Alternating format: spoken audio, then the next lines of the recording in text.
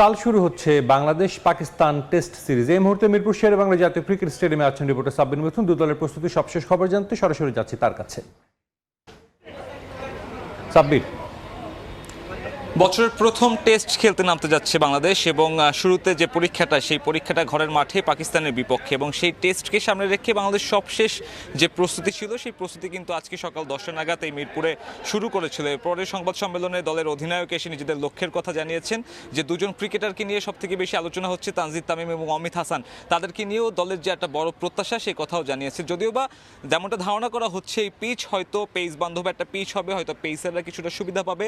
তবে পাকিস্তান আসলে এখন এই পিচ দেখতে পারেনি, তাদের অনুশীলন কিছুক্ষণ পরেই, তার আগে এখন একটু পরেই আসলে ট্রফি আনবেইল হবে, যেখানে আসলে দুই দলের অধিনায়ক অংশ নিয়ে এই সিরিজে যে ট্রফি রয়েছে, অর্থাৎ 2 ম্যাচ সিরিজে যে ট্রফি, সেই ট্রফি কিন্তু উন্মোচন করা হবে। এবং যতটুকু আপনারা জানেন যে সবশেষে এই দুই দল যখন এই টেস্টে দেখা হয়েছিল তাদের, তখন পাকিস্তানে কিন্তু বাংলাদেশ পাকিস্তানকে প্রথমবারের মতো হোয়াইট ওয়াশ করেছিল ঘরের মাঠে। সেই ধারাবাহিকতা ধরে রাখা একটা চ্যালেঞ্জ রয়েছে, সেই সাথে টেস্ট চ্যাম্পিয়নশিপের পয়েন্ট টেবিলে নিজেদের জায়গাটার উন্নতি করার যে একটা তাগাতা সেটাও কিন্তু রয়েছে। সংবাদ সম্মেলনে নাজমুল হোসেন শান্ত এমনটাই বলেছেন, সবশেষ যে টেস্ট সার্কেল ছিল সেই চ্যাম্পিয়নশিপের সার্কেলে বাংলাদেশ 7 নম্বরে শেষ করেছিল।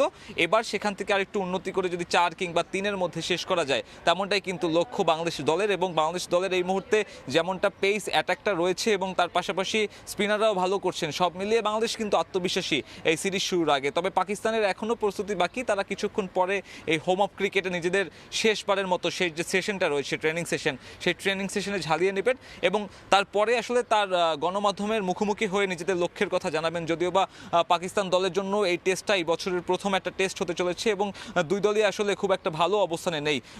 পাকিস্তান সবশেষ যে 3টি সিরিজ খেলেছে সেখানে কিন্তু কোনো জয়ের দেখা পায়নি। 3টি সিরিজের 2টি সিরিজই ড্র হয়েছে এবং একটি সিরিজ তারা হেরেছে। এবং সব মিলিয়ে পাকিস্তানের সামনে একটা চ্যালেঞ্জ, নিজেদের পয়েন্ট টেবিলে নিজেদের জায়গার উন্নতি করতে হলে বাংলাদেশের বিপক্ষে যে 2 ম্যাচের টেস্ট সিরিজ রয়েছে সেই সিরিজে কিন্তু ভালো কিছু করতে হবে। সেই সাথে চ্যালেঞ্জ রয়েছে এই দলটার যে কোচিং স্টাফ সেখানেও, আসলে যেখানে ভারপ্রাপ্ত কোচ হয়ে এসেছেন সরফরাজ আহমেদ। সব মিলিয়ে একটা ভালো টেস্টের শুরু হতে যাচ্ছে এই মিরপুরের হোম অফ ক্রিকেটে। আমার কাছে মিরপুর থেকে এখন পর্যন্ত এই ছিল সবশেষ। আমাদের সঙ্গে মিরপুর থেকে যুক্ত হয়েছিলেন রিপোর্টার সাব্বির মিথুন। দেখছেন খেলার সময়, সঙ্গেই থাকুন।